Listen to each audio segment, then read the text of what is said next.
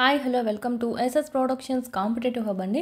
ఈ వీడియోలో మనము టెట్ ప్రీవియస్ పేపర్ జరిగినటువంటిది చూద్దాము. ఒకటి ఇదైతే ఎస్ఏ మ్యాథ్స్ అండ్ సైన్స్ అండి. ఎస్ఏ మ్యాథ్స్ అండ్ సైన్స్ వాళ్ళకి సంబంధించి ఇది మనకు 14th సెషన్ 2 నుంచి స్టార్ట్ అయినాయి ఎస్ఏ వాళ్ళకి, మ్యాథ్స్ అండ్ సైన్స్ వాళ్ళకి. సో 14th సెషన్ 2 సంబంధించి సైన్స్ అనేది చూద్దాము. దీన్ని బట్టి మీకు ఏ ఏరియాలో ఎక్కువ బిట్లు అనేవి వస్తున్నాయి, ఏ క్లాసెస్ నుంచి ఎక్కువ వస్తున్నాయి, ఏ టాపిక్ నుంచి వస్తున్నాయి అనేది తెలుస్తుంది. సో చూసినట్టయితే ఇది మనకు ఎస్ఏకి సంబంధించి మ్యాథ్స్ అండ్ సైన్స్. ఇప్పుడు చూసినట్టయితే మ్యాథ్స్ అండ్ సైన్స్ సంబంధించి మ్యాథ్స్, ఫిజికల్ సైన్స్, బయాలజీగా డివైడ్ చేయడం జరిగిందండి. ఓకే, ఇది 20 మార్క్స్కి, ఇది 20 మార్క్స్కి, ఇది 20 మార్క్స్కి. ప్రీవియస్ ఎలా ఉండిందంటే మ్యాథ్స్ సైన్స్. ఓకే, ఇక్కడ మనకి 30 ఉండింది. ఈ సైన్స్లోనే మనకు ఫిజికల్ సైన్స్ ప్లస్ బయాలజీ కలిపి అనమాట. మ్యాథ్స్ మార్క్స్ అనేటివి తగ్గించడం జరిగింది, 20కే ఇచ్చారు ఇప్పుడు ప్రస్తుతం అయితే. సో సైన్స్ వాళ్ళకు చాలా యూస్ఫుల్ అనమాట, మార్క్స్ ఎక్కువ గెయిన్ చేసుకోవచ్చు. ఇది మనకు సంబంధించి ఇదైతే మనకు ప్రీవియస్ కాబట్టి మ్యాథ్స్ 30 ఉన్నాయి, సైన్స్కి సంబంధించి 30 ఉన్నాయి. సో ప్రీవియస్ కాబట్టి సో 121 నుంచి 150 వరకు ఉండేది అంతా మనకు 30 మార్క్స్ సంబంధించి సైన్స్ అనేది ఉంటుంది. అంటే సైన్స్లో కూడా మళ్ళీ ఫిజిక్స్ ప్లస్ బయాలజీ అనమాట. సో ఇంకా నెక్స్ట్ ఇది ఇప్పటి నుంచి అప్లై అవుతుంది కాబట్టి ఈ క్వశ్చన్ పేపర్లు ఇంకా లేవు కాబట్టి, ఇంకా జరగలేదు కాబట్టి ఎగ్జామ్. సో ప్రస్తుతానికి ఇవే చూసుకుందాము. నెక్స్ట్ ఫస్ట్ క్వశ్చన్ చూసినట్టయితే ఇక్కడ మనకు ఎస్ఏ వాళ్ళకు కూడా మనకు చూసినట్టయితే 3rd నుంచి 10th వరకు, ఇప్పుడు ఎడ్జిటి వాళ్ళకు 3rd నుంచి 10th వరకు చెప్పున్నాం కదా, సేమే మీకు కూడా 6th to 10th చదువుకున్నారంటే కన్నా ఈజీగా మీరు మార్క్స్ అనేది స్కోర్ చేసుకోవచ్చు. మీకు యాప్లో కూడా మనకి 3rd నుంచి 10th వరకు లెసన్ వైజ్ వీడియోస్ ఉన్నాయండి. లెసన్ వైజ్ ఉన్నాయి కాబట్టి class wise, lesson wise. So మీరు స్టార్ట్ చేయడమే 6th నుంచి 10th వరకు చూసుకుంటే కన్నా సరిపోతుంది, ఎనఫ్. అదేవిధంగా పీడిఎఫ్స్ కూడా మీకు 6th నుంచి 10th వరకు మాత్రమే డౌన్లోడ్ చేసుకుంటే సరిపోతుంది. తెలుగు, ఇంగ్లీషు, మ్యాథమెటిక్స్, ఫిజికల్ సైన్స్కి సంబంధించి, బయాలజీకి సంబంధించి 6th నుంచి 10th వరకు చదవాల్సి వస్తుంది. ఓకే, ఎస్ఏ వాళ్ళకి సంబంధించి. ఇంకా సైకాలజీ కూడా సేమ్ అండి, సైకాలజీ సేమే. టెట్కి సంబంధించి సైకాలజీ బుక్ చూసినట్టయితే ఈ విధంగా ఉంటుందండి. స్కూల్ అసిస్టెంట్ హెచ్జిటికి సేమ్ ఇవ్వడం అనేది జరిగింది. దీని బేస్డ్గానే మీకు ఇక్కడ క్లాసెస్ అనేటివి ఉన్నాయి. సో ఎస్ఏ వాళ్ళకు కూడా యూజ్ అవుతుంది. అయితే ఇక్కడ ఫోల్డర్స్ అనేటివి హెచ్జిటి బేస్గా పెట్టున్నాం కాబట్టి ఎస్ఏ వాళ్ళు ఏం చేస్తారంటే మీ టాపిక్ ఏదైతే ఉందో ఆ టాపిక్ బేస్గా చదువుకోండి. ఇక్కడ వీడియోస్ అనేటివి బుక్ ఏమో ఒకటేగా ఇచ్చాడు, ఇద్దరికి ఒకే బుక్ అనేది ఇవ్వడం జరిగింది. ఇదండి మీకు సంబంధించి. ఇది కూడా యాప్లో ఉంది, డౌన్లోడ్ చేసుకొని మీరు ఇక్కడ క్లాసెస్ వినొచ్చు, పీడిఎఫ్ డౌన్లోడ్ చేసుకోవచ్చు, ఎగ్జామ్స్ కూడా రాయొచ్చు. సైకాలజీ కూడా ఉంది దీంట్లో. ఇది మీకు 6th to 10th యూజ్ అవుతుంది. ఇక్కడ మీకు ఎలా ఉంటుందంటే క్లాస్ వైజ్, లెసన్ వైజ్ ఉంటుంది. సో మొత్తం కవర్ అవుతుందండి. సైకాలజీ కూడా చూసినట్టయితే ఇక్కడ మీకు న్యూ బేస్డ్గా ఉంది కాబట్టి సో ఇక్కడ కూడా మీకు వీడియోస్ ఉన్నాయి, టెస్ట్లు ఉన్నాయి, పీడిఎఫ్లు ఉన్నాయి, చదువుకోవచ్చు. సేమ్ ఈ ఎస్ఏ బుక్ ఏదైతే ఉందో ఎస్ఏకి హెచ్జిటికి ఇద్దరు కలిపి వాళ్ళే ఒక బుక్ ఇవ్వడం జరిగింది టెట్కి. ఓకేనా, మళ్ళీ డిఎస్సికి సెపరేట్ అయిపోయింది. ఓకే, సెపరేట్ అయినప్పటికీ మ్యాటర్ అనేది సేమే ఉందండి. సో ఇది మనకు లేదు, మాకు అంత పెద్ద, ఇది మీకు సింగిల్గా 3rd to 10th lesson wise videos, PDFs కలిసి మీకు 500 రూపీస్లో ఉంది. ఇదైనా తీసుకోవచ్చు. మీకు కావాల్సిన వరకు 6th to 10th మాత్రమే కాబట్టి 6th to 10th వరకు వినుకోవచ్చు. ఇదైతే మీకు 499 అండి. టెస్ట్ సిరీస్ సపరేట్గా ఉంటుంది. ఇక్కడ మీకు సపరేట్గా ఉంటుంది. సపరేట్ తీసుకోవచ్చు, లేదంటే ఒకేసారి అయినా మెగా కిట్ అయినా తీసుకోవచ్చు. చూద్దాము. ఫస్ట్ క్వశ్చన్ చూసినట్టయితే ఒక కణము 7 meters వ్యాసార్థం గల వృత్తాకార మార్గంలో చెలుస్తూ ఉందంట. అంటే కణం అనేది ఈ విధంగా చెలుస్తూ ఉంది వృత్తాకార మార్గంలో. ఓకేనా, ఇక్కడ వ్యాసార్థం ఇచ్చాడు అంటే ఏమని అర్థము, R అనమాట. రేడియస్ అనేది మనకు 7 meters. ఆ కణము పరిభ్రమణంలో 1/4th వంతు ప్రయాణించిన. ఇప్పుడు చూడండి, ఇదంతా మొత్తం పరిభ్రమణం అయినట్టయితే దీంట్లో హాఫ్ అంటే ఏంటి, సగం వస్తుంది. దీంట్లో 1/4th అంటే ఏంటి, సగంలో సగము. అంటే మనకు ఇక్కడి నుంచి ఇంతవరకు. ఓకేనా, ఇక్కడి నుంచి ఇంతవరకు తిరిగినట్టు అనమాట. అంతవరకు ప్రయాణించిన దాని స్థానభ్రంశ పరిమాణం ఎంత. స్థానభ్రంశం అంటే ఏంటి, starting point to ending point. ఓకేనా, ఇలా మనకు చక్కగా లైన్ గీసుకుంటే దాన్ని మనం స్థానభ్రంశం అంటాం, డిస్ప్లేస్మెంట్ అంటాం. ఇక్కడ చూడడానికి ఎలా ఉంది, ఇది మనకు చూడండి లంబకోణ త్రిభుజం అయింది. ఓకేనా, లంబకోణ త్రిభుజం. ఇదేమవుతుంది, కర్ణం అవుతుంది. ఇదేమో రేడియస్, ఇదేమో రేడియస్. అంటే ఇదొక భుజము, ఇదొక భుజము. ఇక్కడ మనకు 7 meters వాళ్ళే ఇచ్చేశారు. ఇదేమో కర్ణం అనమాట, డి. ఇప్పుడు దీన్ని బట్టి మనం ఏం కనుక్కోవాలంటే స్థానభ్రంశ పరిమాణం కనుక్కోవాలంటే డి కనుక్కోవాలి ఎంత అనేది. అంటే ఈ స్టార్టింగ్ నుంచి ఎండింగ్ పాయింట్కి ఉన్నటువంటి అతి తక్కువ దూరాన్ని మనం డిస్ప్లేస్మెంట్ అని చెప్పి అంటాం. తొలి స్థానం నుంచి చివరి స్థానానికి ఉన్నటువంటి అతి తక్కువ దూరాన్ని డిస్ప్లేస్మెంట్ అంటాం. ఓకే, ఇది మనకు డిస్ప్లేస్మెంట్ చూసుకున్నట్టయితే డి కనుక్కుంటే కన్నా మనకు వచ్చేస్తుంది కర్ణము. ఇది మనకు లంబకోణ త్రిభుజంగా ఉంది కాబట్టి, రైట్ యాంగిల్ ట్రయాంగిల్గా ఉంది కాబట్టి, సో పైథాగరస్ థీరంని మనము ఇక్కడ అప్లై చేయొచ్చు అనమాట. పైథాగరస్ థీరం ఏం చెప్తుంది? కర్ణం స్క్వేర్ ఈక్వల్ టు 2 భుజాలు, ఓకేనా, అంటే ఈ పక్క భుజము ప్లస్ ఈ పక్క భుజం స్క్వేర్ని మొత్తానికి ఈ కర్ణానికి ఈక్వల్ అవుతుంది అని చెప్తుంది. అంటే ఏమని అర్థము? AC square equal to BC square plus AB square plus BC square. అంటే ఈ కర్ణం స్క్వేర్ ఈక్వల్ టు ఈ భుజముకి వర్గం చేస్తే ఎంత వస్తుందో, ఈ భుజానికి వర్గం చేస్తే ఎంత వస్తుందో వాటి మొత్తం అనమాట. ఓకేనా, ఇది మనకు ఇక్కడ మనకు కర్ణం స్క్వేర్ ఈక్వల్ టు ఇది 6, ఇది 6, సో స్క్వేర్ వేసుకున్నాము. డి స్క్వేర్ ఎంతో మనకు తెలియదు కాబట్టి ఇలానే పెట్టుకుంటాం. రేడియస్ ఇచ్చాడు కదా, ఇక్కడ 7, ఇక్కడ 7 అనమాట. అక్కడ 7 ఉంటే ఇక్కడ 7 ఉంటుంది, ఎందుకంటే ఇది కూడా రేడియసే కదా. ఇక్కడ చూడండి, ఇక్కడ నుంచి 7 అయినప్పుడు ఇంకా ఇక్కడ నుంచి ఎట్లా వేసుకున్నా కూడా 7 అనమాట. ఇది next D square equal to 7 7 జా 49 ప్లస్ 49 ఎంత అవుతుంది? 98. ఇది స్క్వైర్ అనేది ఈ పక్కకు వస్తే ఏమవుతుంది? రూట్ అవుతుందండి. స్క్వైర్ అనేది ఈక్వల్ టు క్యూతలుగా వస్తే రూట్ అవుతుంది. రూట్ 98. 98ని ఎలా రాయవచ్చు అంటే, ఓకే, 49 ఇంటూ 2గా రాయొచ్చు. పైన రాసుకున్నాం కదా 49 ప్లస్ 49 వచ్చి 98 అవుతుందని. అంటే ఏమని రాయొచ్చు దీన్నే? 49 2 49 2 కూడా 98 అవుతుంది. మనకు ఎక్కడ స్క్వైర్ పోవాలి కదా, సో అందుకు దీనికి డైరెక్ట్ వర్గాలు లేవు కాబట్టి ఇలా చేసుకుంటున్నాం. ఇప్పుడు చూడండి, రూట్ 49 ఇంటూ రూట్ 2, రూట్ని సపరేట్ చేసేసాము. So D equal to root 49 అంటే ఏమని అర్థము? 7 స్క్వేర్, 7 7 జా 49 కదా, సో స్క్వైర్ రూట్ క్యాన్సిల్ అయిపోతుంది.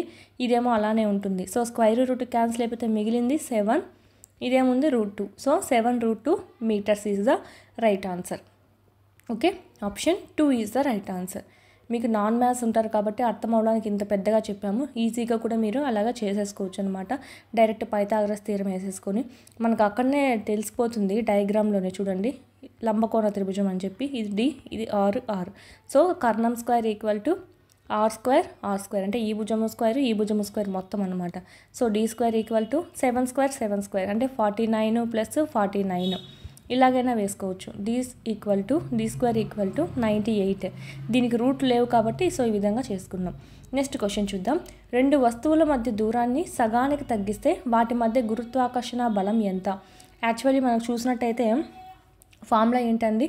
ఇక్కడ మనకు చూసినట్టయితే గ్రావిటేషనల్ ఫోర్స్కి ఫార్ములా చూసినట్టయితే if the distance between the objects is halved అంటే 1/2 అని, then the gravitational force between them becomes. అలా హాఫ్ ఉన్నప్పుడు మనకి ఏమవుతుంది? ఆ రెండింటి మధ్య ఉన్నటువంటి దూరం హాఫ్కు తగ్గించినప్పుడు గ్రావిటేషనల్ ఫోర్స్ అనేది ఎన్ని రెట్లు ఉంటుంది అనేది. ఓకేనా, నెక్స్ట్ ఇక్కడ గ్రావిటేషనల్ ఫోర్స్ అంటే ఎఫ్ అండి. ఫార్ములా చూసినట్టయితే F equal to force equal to gravitational మనకు మాస్ 1 మాస్ 2/r² అనమాట. అంటే 2 వస్తువుల మధ్య దూరం అనమాట.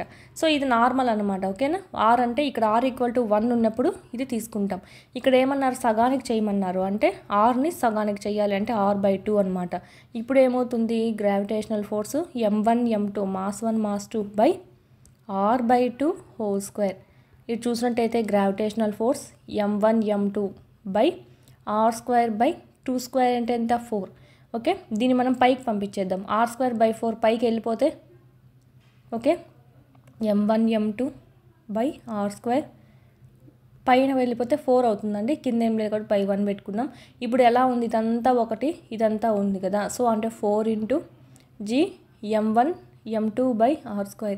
ఇదంతా మళ్ళీ ఏమైంది? ఎఫ్కి ఈక్వల్ అయిందనమాట, ఫోర్స్కి ఈక్వల్ అయింది. సో ఏమైందండి? ఇక్కడ మనము r/2 తీసుకోవడం వల్ల 4 × f అనమాట. అంటే మనకు వాటి మధ్య గురుత్వాకర్షణ బలం అనేది 4 రెట్లు అయ్యింది అని చెప్పి ఇక్కడ. ఓకేనా, అదే మనకు చూడండి r/2 తీసుకున్నాం కాబట్టి 4 రెట్లు అయింది. అదే మనము r/4 తీసుకుంటే 4 4 16 రెట్లు అవుతుంది. ఎందుకంటే ఆ స్క్వేర్ వస్తుంది కదా మనకి. సో ఏది తీసుకుంటామో దాని స్క్వేర్ తీసుకుంటాం. r/5 అయినప్పుడు 5² ఎంత? 25. సో 25 రెట్లు అవుతుంది. సో ఈ విధంగా మనకి డైరెక్ట్ చూసుకోవచ్చు అనమాట. ఇది option 1 is the right answer. అతిధ్వనులు అధిక తరంగ దైర్ఘ్యం కలిగిన ధ్వని తరంగాలు. ఆప్షన్ ఏ ఇచ్చాడు. ధ్వని తరంగ వేగానికి సమాన వేగంలో అతిధ్వనులు చలిస్తాయి అని ఇచ్చాడు. సరైన ఐచ్ఛికాన్ని ఎంచుకోండి. సరైనది ఏది? ఇక్కడ కింద మనకు ఆప్షన్స్ చూసినట్టయితే మెయిన్ ఇక్కడ ఫస్ట్ ఆఫ్ ఆల్ మనం చూసినట్టయితే ఏ అనేది సరైనది కాదు. అతిధ్వనులు అధిక తరంగ దైర్ఘ్యాలు కలిగిన ధ్వని తరంగాలు అన్నారు. సో కాదు. ధ్వని తరంగ వేగానికి సమాన వేగంతో అతిధ్వనులు చలిస్తాయి. ఇది రైట్ అండి. ధ్వని తరంగ వేగానికి సమాన వేగంతో అవి అతిధ్వనులు అనేటివి చలించడం జరుగుతుంది. అంతేగాని అతిధ్వనులు అనేటివి అధిక తరంగ ధైర్యం కలిగి ఉంటుంది అని అయితే కాదనమాట. ఇది ధ్వని యొక్క తరంగ వేగం ఎంతైతే ఉంటుందో ఆ వేగంతోనే అతిధ్వనులు కూడా మనకు ప్రయాణించడం అనేది జరుగుతుంది అంతే. మనకు ఆప్షన్ ఏ అనేది రాంగ్, ఆప్షన్ బి అనేది రైట్. సో ఏ సరైనది కాదు, బి సరైనది is the right answer. Option 3 ఇది కూడా మనకి ఫిజిక్స్లో ఉందండి. ఫిజిక్స్ సంబంధించి వస్తుందన్నమాట. ఇది మనకు 9th ఫిజిక్స్లో ఉన్నట్టుంది. ఇది 8th 9th ఎక్కువగా దీంట్లో చూసినట్టయితే ఈ పైన చెప్పినటువన్నీ కూడా 9th 10th ఎక్కువగా మెయిన్. ఇంకా మళ్ళీ మనకి ఎక్కువగా అయితే 8th నుంచి కూడా ఎక్కువగా ఇస్తున్నాడు. 8th 9th 10th మెయిన్గా చదువుకుంటే కదా మొత్తం ఈజీగా చేయొచ్చండి. ఒక పదార్థము ఉష్ణోగ్రతను 73Kకి పెంచారంట. సెంటీగ్రేడ్ మానంలో ఈ ఉష్ణోగ్రతలో పెరుగుదల ఎంత? ఒక పదార్థ ఉష్ణోగ్రతను 73 కెల్విన్స్కి పెంచారు. సెంటీగ్రేడ్ మానంలో చూసినట్టయితే సేమ్ అండి, ఎలాంటిది మారదనమాట. అంటే temperature centigrade equal to temperature in kelvins. Temperature in centigrade equal to temperature in kelvins. అంటే మనకి ఇక్కడ 73 కెల్విన్స్ ఉందనుకోండి.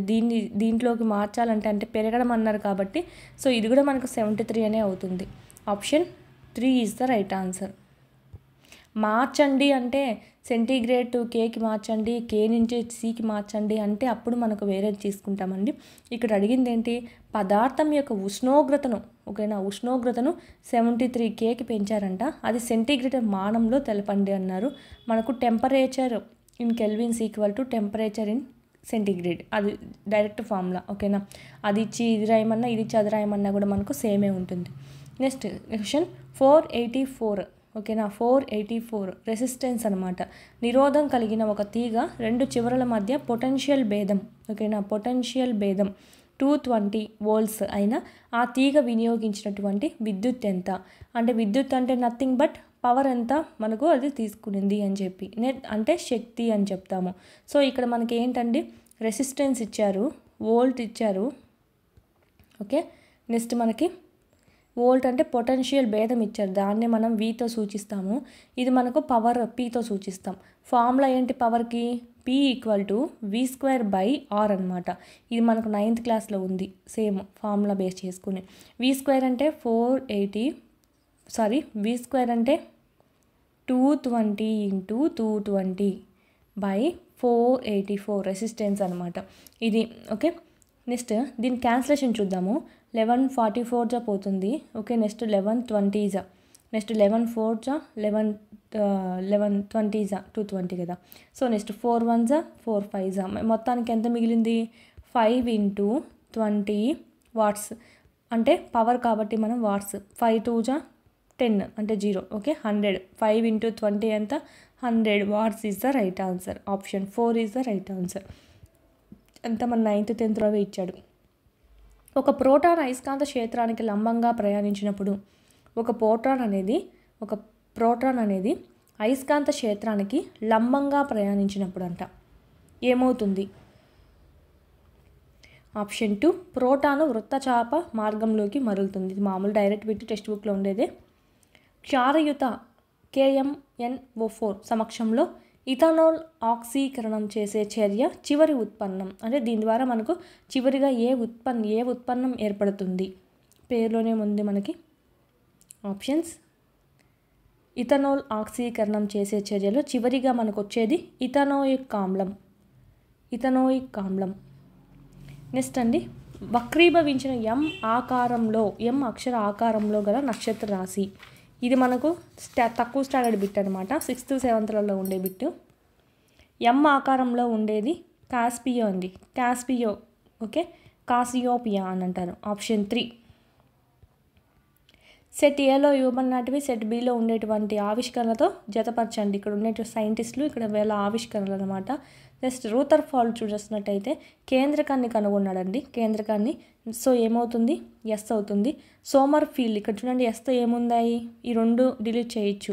అట్లా మనకి కరెక్ట్గా ఏదైతే తెలుసో దాన్ని ఫస్ట్ చేయండి. ఇది ఎస్ ఉంది, ఫస్ట్లో ఎస్ ఉన్నది ఈ రెండు మాత్రమే ఉన్నాయి స్కోప్. నెక్స్ట్ బి చూద్దాం. సోమర్ఫీల్డ్ ఏముంది ఈ రెండింటికి ఆరే ఉంది అంటే ఖచ్చితంగా దీర్ఘవృత్తాకార కక్షలు అనేది మనకు సోమర్ఫీల్డ్ కనుగొన్నాడు అని చెప్పి. నెక్స్ట్ సి కాడ వచ్చేలోపు తారుమారైన చూడండి. నీల్స్ బోర్ ఏం కనుగొన్నాడు? నీల్స్ బోర్ చూసినట్టయితే స్థిర కక్షలు కనుగొన్నాడు. అంటే సి అంటే పి అనమాట. So P option 3 is the right answer.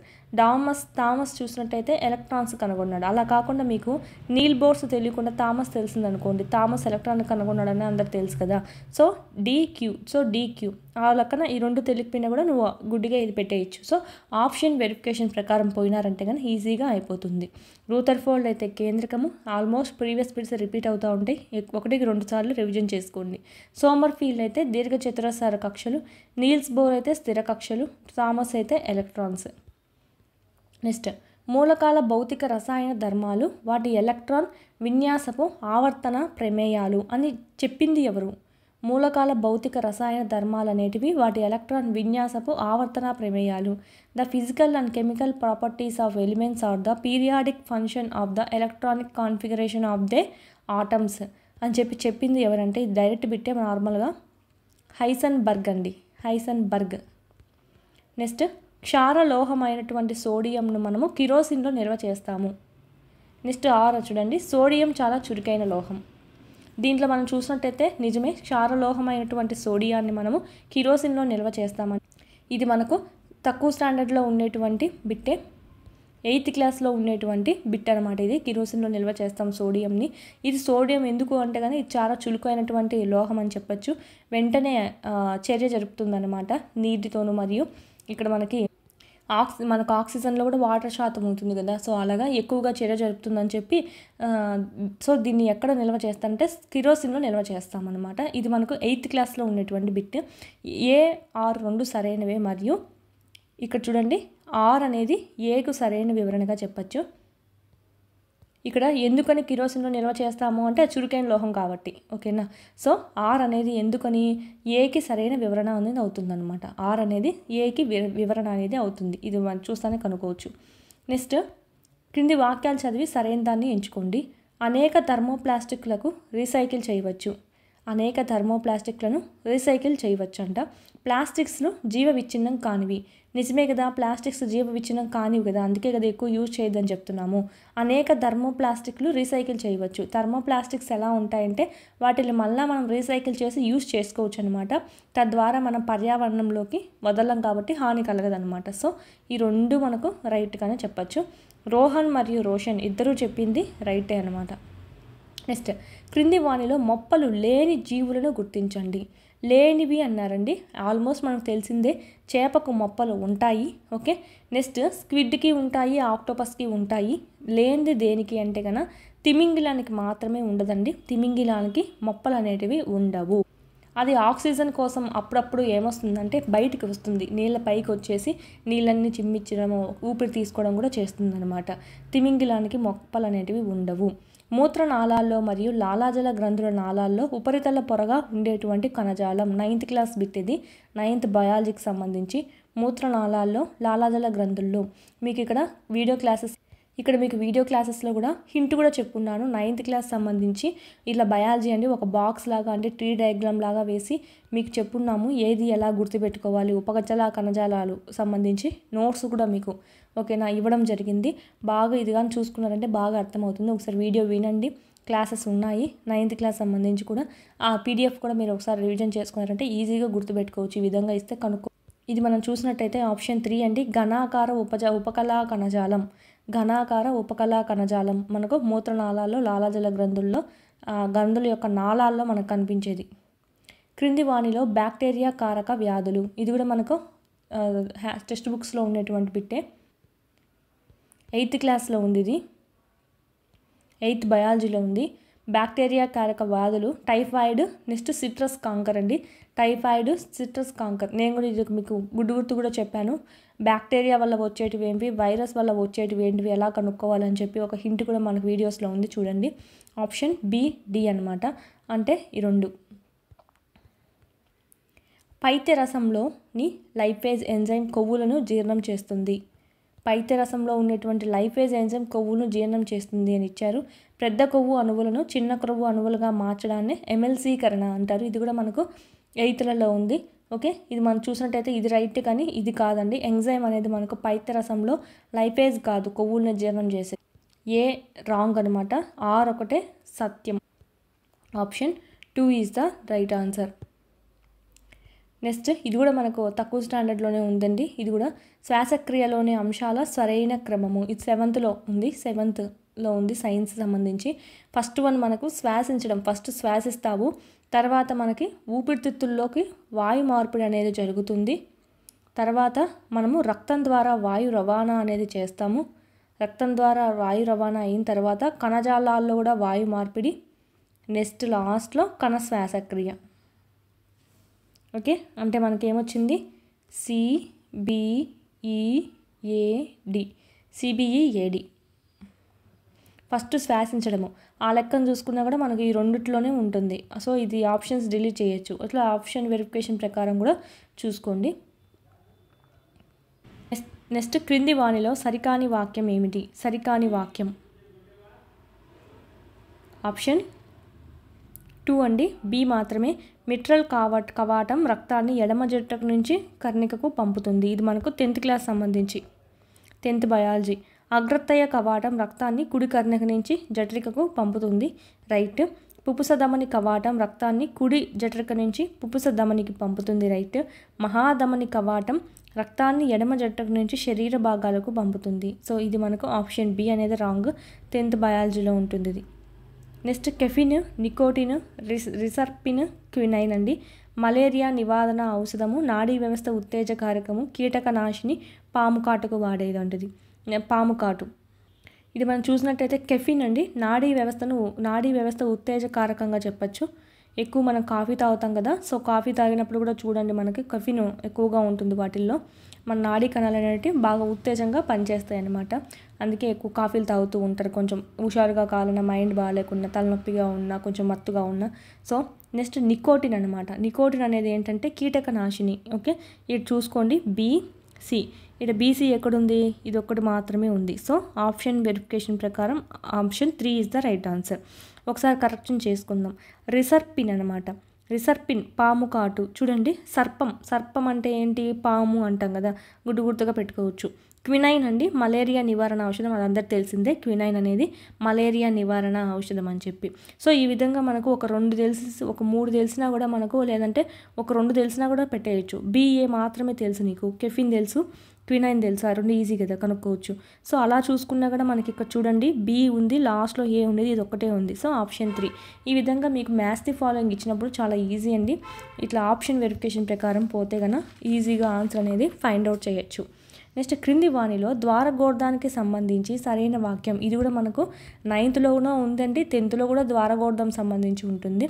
9th main ద్వారగోర్ధం సంబంధించి చూసినట్టయితే సరైన వాక్యం అడిగారు. సో ఆప్షన్ 4 కండరాల కదలికలకు ప్రతిచర్య కేంద్రాలను నియంత్రిస్తుంది ద్వారగోర్ధం అనేది.